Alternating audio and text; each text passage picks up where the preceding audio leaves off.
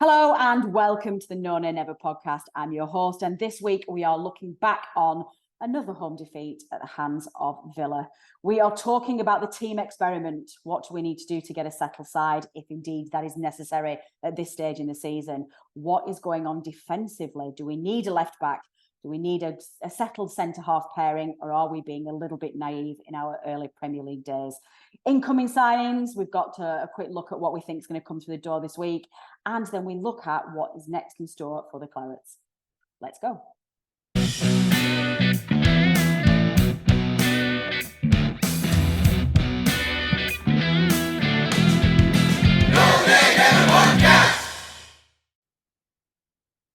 So I am joined by the man himself, Rich Steele, regular panellist. Rich, welcome.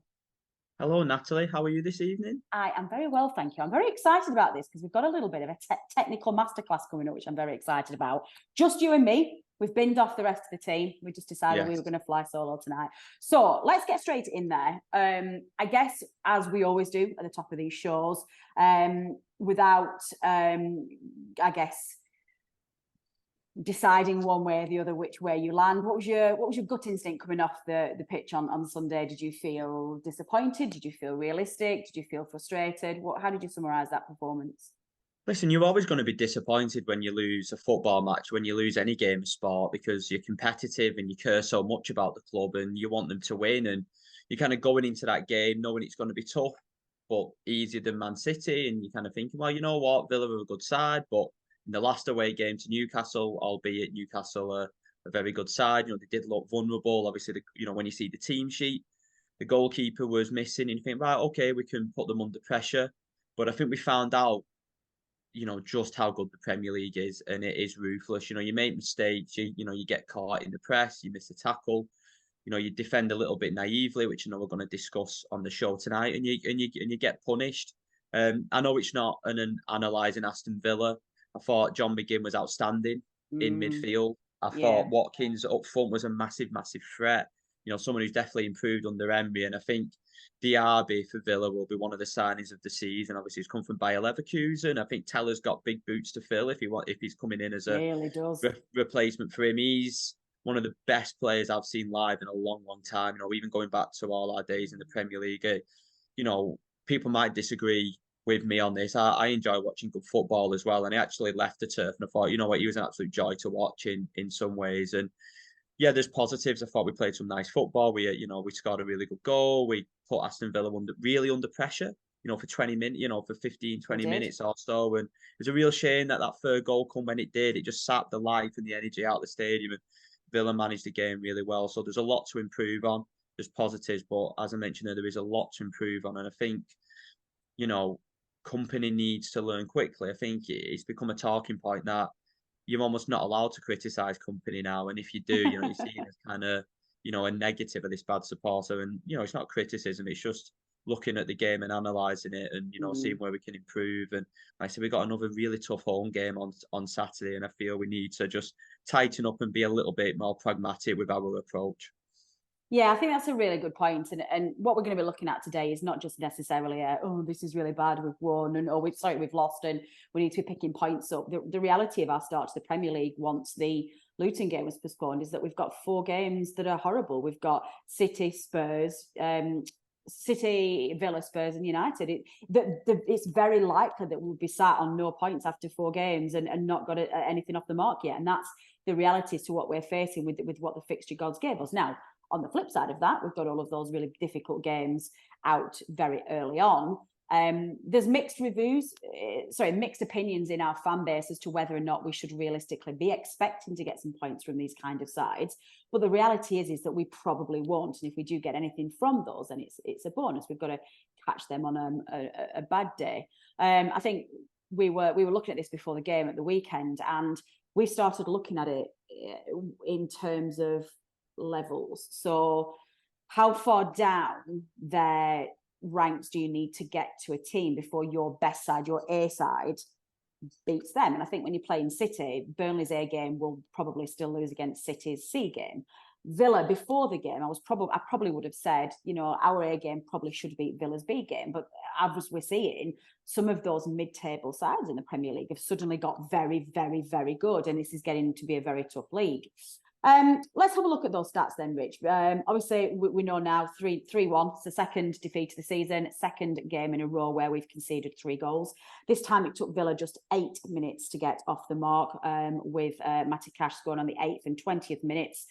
Burnley brought one back through Lyle Foster, an outstanding goal, actually, debut Premier League goal for Lyle on 47 minutes before, as Rich has already said, just 15 minutes later, Diaby puts them back and restores that 2-goal advantage.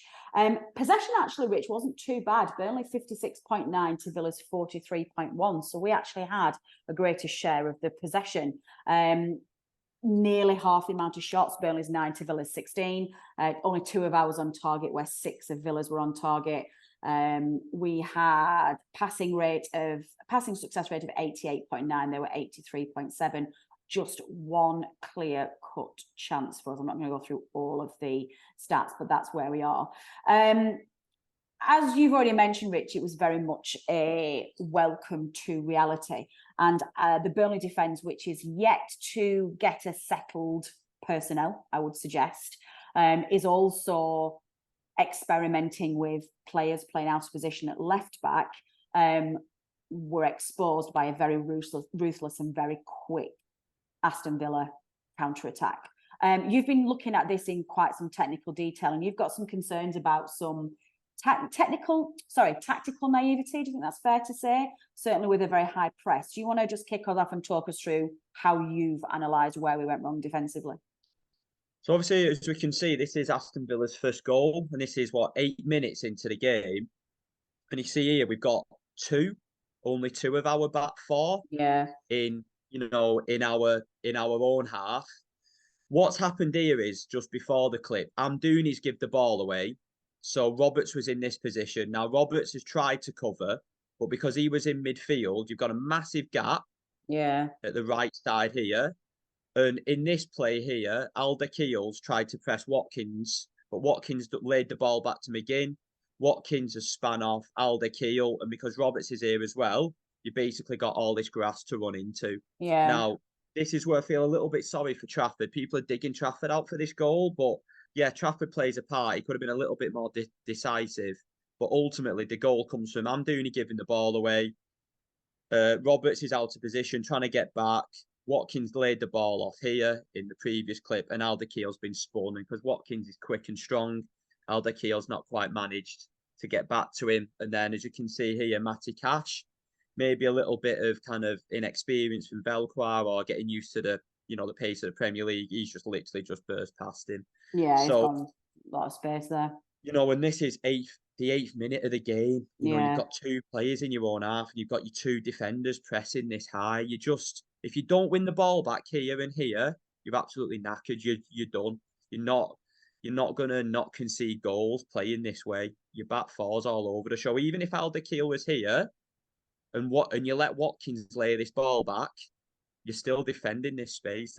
So this is Aston Villa's third goal. So as you can see here, obviously, we're trying to be a little bit more. We've tried to change it a little bit more second half. So O'Shea and Belcoir, who kind of moved into centre half, and I thought he did better as centre half. They've tried to go a little bit deeper, but again, you can see Roberts is so high, he's out of position because he's been playing this inverted fullback, and we've given the ball away.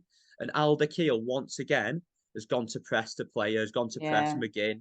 And what McGinn's so good at, he did it against Everton. He's so good at turning under pressure. So he's turned Alderweireld. Alderweireld's tried to bring him down. He's not managed to do so. And what's happened once again, Natalie? You've got absolutely acres of grass to run into. And then you've got 19 Diaby who scored. What's happened here is O'Shea, because Alderweireld is out of position, has had to cover the right side. Belcoir's had to go to the middle. And what does that leave Diaby with? A complete free run at goal, and he's got a free shot at the edge of the box.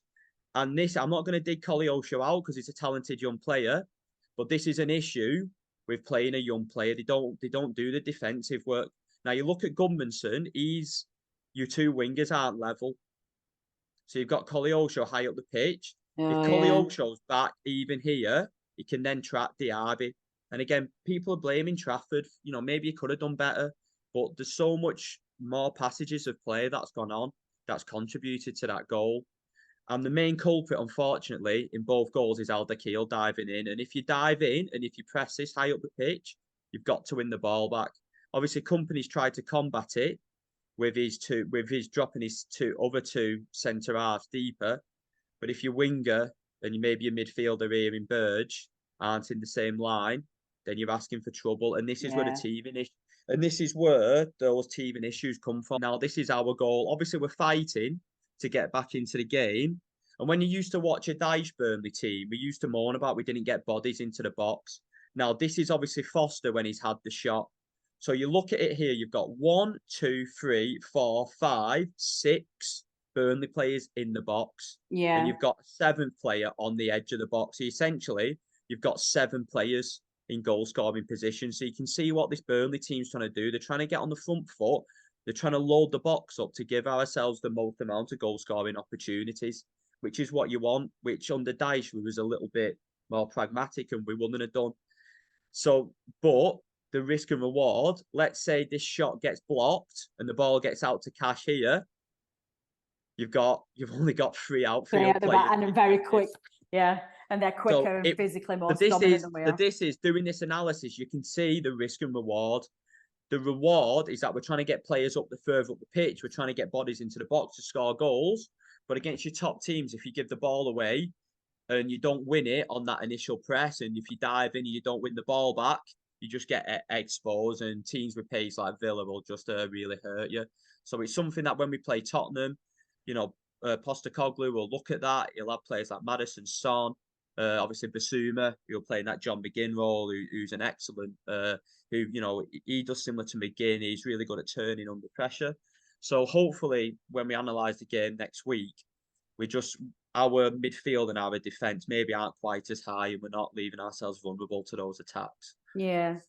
In terms of personnel, then, I mean, obviously that's quite a specific analysis looking at the goals themselves. One of the criticisms that's been levied, perhaps without the level of such specificity as you bring, is that this tinkering of the side isn't helping, that we're not playing players who featured so heavily in last season's championship campaign, that we have put way too many new players in all at once, and there is a lack of togetherness in the side. Do you think that's a fair criticism, or do you Yeah, I see think these? it's fair. I think it's fair, but I think I don't I'll have to look back at games. I can't remember games in the championship where we press that high.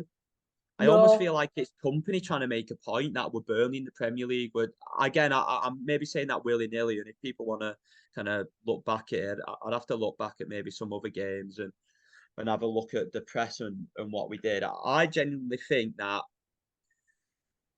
maybe if you played like Gudmundsson out wide instead of Koleosho, would you trap back? Say if you played Brownhill instead of Burge, but Cullen on that goal, who's just sitting midfielder, was high anyway. So I yeah, think I think it's more the system and the tactics and wanting to do that high press and wanting to be aggressive that have have kind of contributed to our downfall there really. And I think it's a really hard one. I think if we change the personnel, you don't know that. Hindsight's a wonderful thing.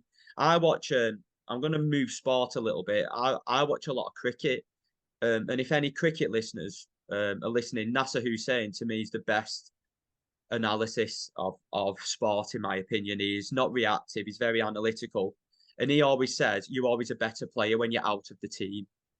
yeah, that's very So true. everybody will be calling for Brownhill to come back in the team, for I don't know, for Burge not to start, or for maybe Ekdal should come in, who's somebody who I would start, or bring Taylor back in or whatever, or if Matson was playing, that wouldn't happen. And don't get me wrong, these are good players, but you're always a better player when you're not in the team. Yeah, because So you're the solution, you're the fixer, you're the you're the people solution, that and are it's looking in, yeah, rather than the exactly. problem.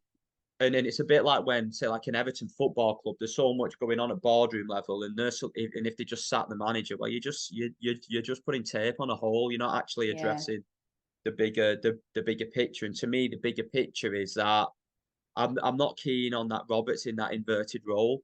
No. I think when you're a Man City and you don't give the ball away as much, and then if you do got the ball away, you've got absolute animals of defenders like Walker, Akanji, Diaz, who are Yeah. very, very good defending in one-on-one situations. And we're putting our defenders who are probably not as quick and as not as I'm not Alderweireld is quick, but he's compared to Watkins, he got bullied, didn't he? Like McGinn, he got bullied by him. He wasn't There was strong. a physicality as well in terms of Often, and I'm not necessarily, by the way, doing this analysis, I'm not digging players out. I am not. It's just an observation of yeah. it's almost Where it's what they've where been, we are.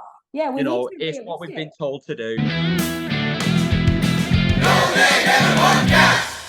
And I think hopefully he looks at this and against the better teams, I think we just need to be a little bit more pragmatic, Yeah. a little bit, stay in the game a little bit longer because essentially we've been 2-0 down before half time and you're climbing Everest at that point against good teams. And like you said, it was such a shame Villa got that goal back and you can see what Alderweireld's trying to do. He's trying to press him again, keep the pressure on, win the ball back and get the turnover. But as soon as you get done on the counter, that's it then. Yeah, So you're would I struggling. change personnel? Um, Probably, yeah. I wouldn't change too much because I think if you're changing too much, then it's too much change, and then you're just changing everything. But And then you're still in so the for same me, position that you yeah, were in. I think some of the criticism of Burge has been unfair so far, but he's still learning the system. But I don't think I'm contradicting myself by saying this. I think he'll be a really good player for us. I would actually bring Brownhill for Burge Yeah. against For now. Tottenham, and yeah, just a bit more leadership. Again, I'm going to get criticised for this. I heard Collie Osho is a very exciting young player, but you see for the defensive side of the game, he's not quite ready. I'd bring Gudmundsson in for Yeah. Collie Osho. I'd still like to start Benson because I think he's still our best winger, even though it didn't work for him. If Ekdal's fit, I'd like to start Ekdal because I just think he's more solid. And I just like us to drop a little bit, just drop 10 yards and not defend on the halfway line. You know what question I am going to ask you though, don't you? The controversial one. Go Keeper. on. Keeper. I think the criticism's been unfair on him. I Okay. do. Whether do I think? Yeah. Do I think he's ready?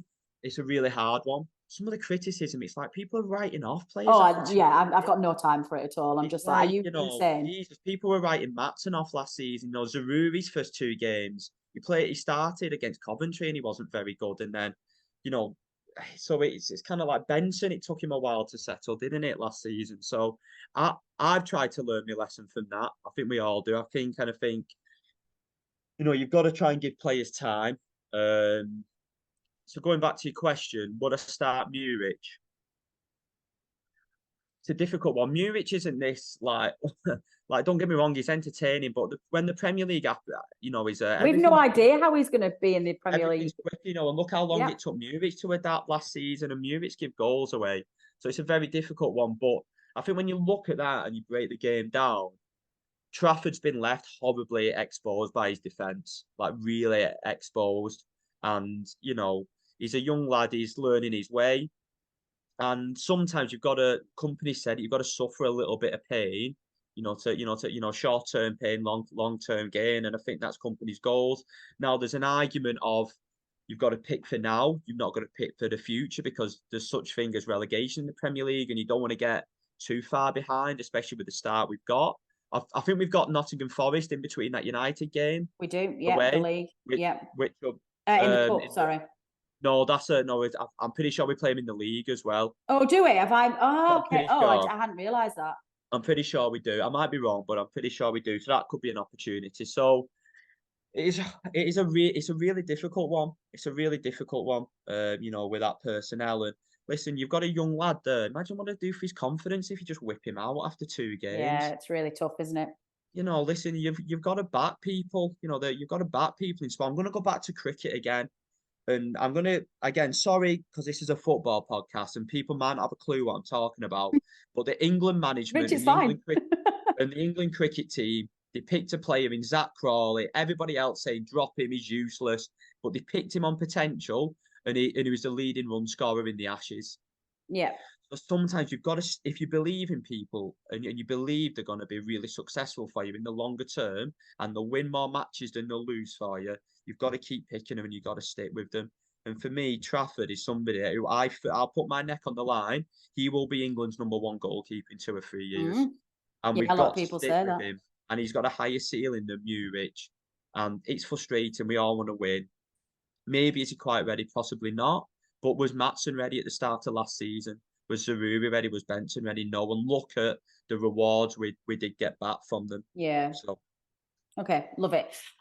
So given that obviously Villa have proven to be the step up in terms of their own ability that was predicted before the season, I admit I scoffed a little bit when I heard people talking about them pushing for top well, four. I was George like, did, didn't no, he? George yeah, George said top four, and he top said four. Newcastle won't get top 10, and they've lost 2 games. And Newcastle are in the bottom half Villa now. Villa So look to me to it'll be look stronger good, yeah, than yeah. Newcastle did last year, which is really great. So maybe there is a little bit of a fan worry to think of, oh, we should be closer to Villa than we are because they're the teams we've got a chance of beating. There has been a mid-table step up in the Premier League where Yeah. the ones who finish in the top 10 are a hell of a lot stronger than they were in previous years.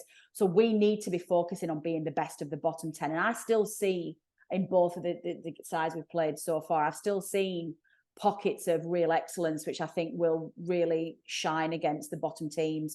And we've got to be realistic about the fact that there are some of our competitors that will be at the bottom of the league this season who have lost 2-3 games against winnable opposition and games that they should be trying to pick points up. So we're still in a stronger position than them at the moment. But where, obviously, I'm not going to ask you to start being, what's what I'm looking for, defeatist or too excitable. But surely, like, this is not a level to be concerned. There's a lot of fans being scared now. Surely we just say, you know what, 2 tough tests. We'll see where we are after 10. Yeah, listen, like I said, I think it's just you want to win. So people kind of, especially after a game, you react emotionally and then you calm down a little bit, don't you? And then you start looking at the game from Yeah. from different angles. I always said at the start of the year, 14th, 15th. I said my prediction was 14th, which is in that bottom six.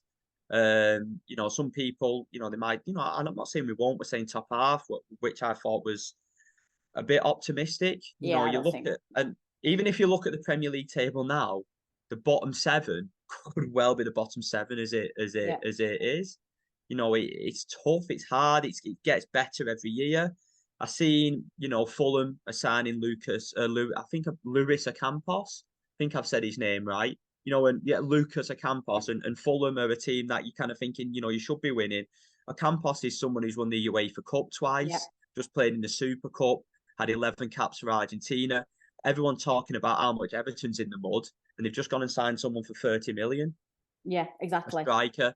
Yeah. And this is kind of, this is the competition you're up against. Forest have just signed the guy who scored the winning penalty for Argentina in the World Cup, Montiel, the right back. Who it's tough. Players are leaving top sides in other top leagues. They're leaving top sides in La Liga, the French league, Bundesliga, to come and play for mid-table Premier League clubs, Because it's where and they that's want to where the be. challenge is. And people as well have got a right to be, a little bit concerned about where this money's coming from. And obviously, we're going to go over 100 million, but that is the bare minimum, especially because we lost loan players that you need to spend just to compete. Yeah. Aston Villa spent astronomical amounts of money in the first season, and they had Grealish, and they come 17th. Forest spent, I think Forest went a bit too far, but they spent a lot of money and just had to stay up. Sometimes you've just got to stay up in that first season, Yeah. and And then you see can where we keep get to. building. Yeah, definitely. Um, and I do believe that I think, listen, you can't just rely on taking points from the bottom clubs all the time because you might lose by a goal here and there. And there's going to be a time where you need to pick up a win or two against maybe the top eight. But I think we are suited. The way we play in the press and the aggressive style is more suited to play in the bottom teams. I'd be surprised if Luton and Sheffield United don't come 19th and 20th. Same. Listen, football. Obviously, we've looked at Luton. They've had 2 tough away games, so I think them playing at Kenilworth Road will give us a better indication. I'm looking forward to watching them on Friday night. But for me, there's so many teams who could take that 18th spot. And There's at least listen, we'll do 5, this. right? Yeah, probably. And we'll do this podcast maybe in 10 games time when we're properly into the season. We could be like 13th, 14th. And you know what? We're going to be okay. So it's just, Yeah. it's just back in the Prem, you're anxious. You want to get that first win on the board. But if we lost, if we carried on playing the way we did first half and we ended up losing that game 3-4-0, 4-0, 5-0, I'd be more worried. But the way we played second half, and especially that 15 That 15 minutes, minutes was amazing. we were fantastic and the crowd got up in the atmosphere. And I think the way Foster played, I think we might move on to signings. I still think we're going to make signings through the door. So I'm confident that we will have enough to stay up. With Pete, and again, I said this on one of our pre-season shows. I said, we'll take some batterings, but we'll get some really good wins the way we play. And I Yeah. think I've analysed that tonight and I still stick to that prediction that, yeah, we'll get some tonkings, but we'll go off the turf as well. Really happy that we put in some really good performances. Yeah, no, completely agree. So, as you alluded to a minute ago, Rich, we are expecting 3, possibly 4 signings to come through the door this week. One of those is, of course, Ian Maatsen back on loan from Chelsea. Another one is is Origi? Is that how you pronounce it? Origi? Divock Origi. Origi. Divock Origi. Thank you. As a striker. So that's obviously going to solve our striking problems. And then the other player we have been linked with is Trezor from Genk. Any of those excite you? Any of those not quite there? Is that sufficient? What are your thoughts on the incomings, please, Rich? As we mentioned before, Natalie, I think the left back's a glaring hole, isn't it? I think if we only got another quality left back in before the end of the window, I think we could consider that a successful window. And listen, Maatsen's just perfect, isn't he? He knows the system. We highlighted him before. He's somebody who got better and better and better. He's obviously got a very high ceiling to where he can go. And he's a player I really enjoy watching, actually. I think he's terrific to watch. I just love his energy. He's just got so much energy and he can run for 90 minutes. He's got so much quality on the ball, sees a great pass. He's got a goal in him. And I think he definitely could make the step up. I don't think it's going to be an easy deal to do. Obviously, the Chelsea want to let him go permanently. That's up to them. Obviously they let Lewis Hall go, who's a left back, to Newcastle. There's talk of Cucurella possibly going to Man United. Maybe we could do a buyback deal like we did with Ramsey. Yeah. But for him to come on loan because he's in the last year of his contract, he has to sign a new deal at Chelsea. So that adds a further complication to it. So he got to sort out wages and everything. So I don't think it's going to be easy, but fingers crossed we get it done. But we desperately need a left back. We really do need a left back. Like, we it's just really do. a massive glaring obvious hole to the team. You've seen in the first 2 games, it's disrupted the whole balance of the team. He tried Velquar at left back, who looked off the pace, if I'm being honest. Left back, he looked better at centre half, and then he moved to centre half, and you put Alder Keel at full back, and he struggled second half. So he kind of did get disjointed. Mike Trezor, I've watched him a couple of times since we got linked to him in the Champions League, and he's a really exciting player for me. Yes, of course, there is a big difference between the Belgian league and the the Premier League. But we signed Benson, Zaruri, Alder Keel, these players, from the Belgian league, and none of them were even mentioned in the same footing. And like you said, you read scout reports on Trezor, and a lot of players are like, well, if he goes to Burnley, like and I don't take this personally, but like no disrespect to Burnley, he could be going to a higher level club. Yeah. And I always see that as a positive. And definitely.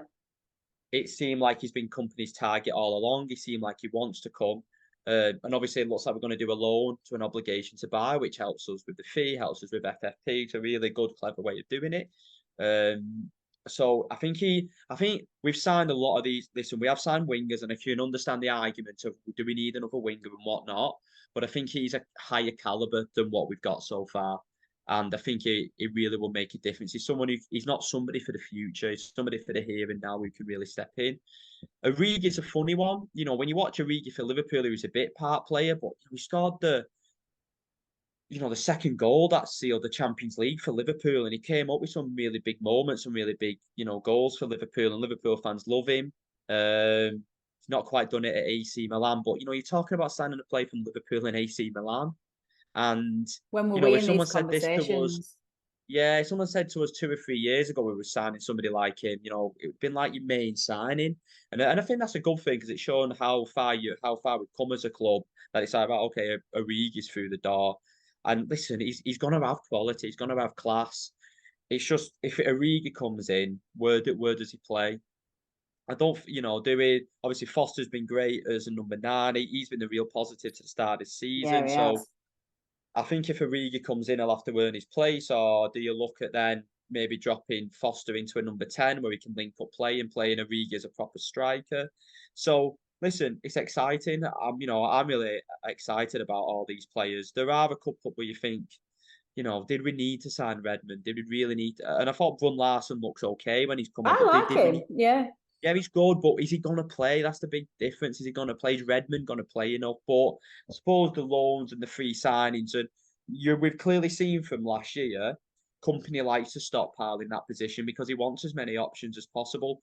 At the end of the day, to win football matches, you've got to score goals. So you need as much creativity as possible on the Yeah, pitch and to definitely. bring off the bench. Good. Excellent. So, final point then before we let our listeners go. The Cup this week, we are having a break from the Premier League. We're playing Forest away in the League Cup. You know me, love a cup run. Is Yeah, I this, love a football. I do too. Is this a nice enough distraction in these early starts of the season? Just give us take a little bit of the pressure off and just feel a bit Yeah, better. and it's another good gauge to see where we're at. I know we won't, maybe because he wants to see other players, but you're looking at all this bedding in period. I'd like him to play his strongest team against Forest tomorrow, not just for the reason to get through. We need this. We need this team gelling quickly, and what a better opportunity to, get your first 11 on the pitch, and it could be, if there's another game of few mistakes, it can be, it can be right. Okay, we need to iron that out. I don't think that'll happen, and obviously I understand the argument of burnout and different things like that. But Jesus, we've only played 2 games in 2 weeks. I can't see the players being burnt out. And then we play Tottenham, and then we've got international break after that. I think I'm right. We've got international break after Yeah, Tottenham. So I it's not think like, that's right. Yeah. so the players aren't going to burn out if you play your strongest side. Maybe with a couple of different players coming in who you think can affect it. So yeah. And like I said, we want to cut one, don't we? Let's, you want to get into a habit of winning football matches. The more you win, the better you get. Let's say, we go again and, we get hammered 3-0 against Forest. It's just going to be more doom and gloom in it, really, which is not what we want. No, So, definitely not. Well, let's see where we're at then. We'll have a look at the weekend and see how we fared in that cup game and how our game against Spurs goes. That is all we're going to cover this week's podcast. Listeners, if you are watching on YouTube, it would be really great if you... Sorry, Mr. B's decided to get out of it. distracted by Mr. B and the cats. This is just the most coming in. ridiculously unprofessional. You're on video, get out. I'll start that again. Okay, that is all we're going to cover then this week's episode. For those of you watching on YouTube, it would be great if you could subscribe and turn your notifications on. It does help the channel grow. And for those of you who are listening on audio, do please hit that subscribe button through your usual podcast provider. We will be back, I think, on Friday with the previous show. Dave and I will be looking ahead to that game against Spurs. And we will be back next week with analysis for both the Forest game in the Cup and the League game. This has been the No Nay Never podcast. I've been Natalie Bromley. Until next time. The No Nay Never podcast is brought to you in association with the TalkSport Fan Network. Our host and editor is Natalie Bromley, and the show is produced by Matt Moss. Our resident statistician is Dave Roberts, and our FPL expert is Adam Dennett. The Analysis Show team is collectively Tom Whittaker, Rich Steele, George Poole, Charlotte Rigby and Adam Dennett. Our music is provided by George Gaskell and our newsletter team is headed up by Jamie Smith.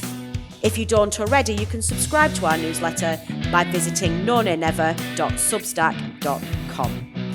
Thanks as ever go to our partners TalkSport. We are proud to be associated with the TalkSport Fan Network.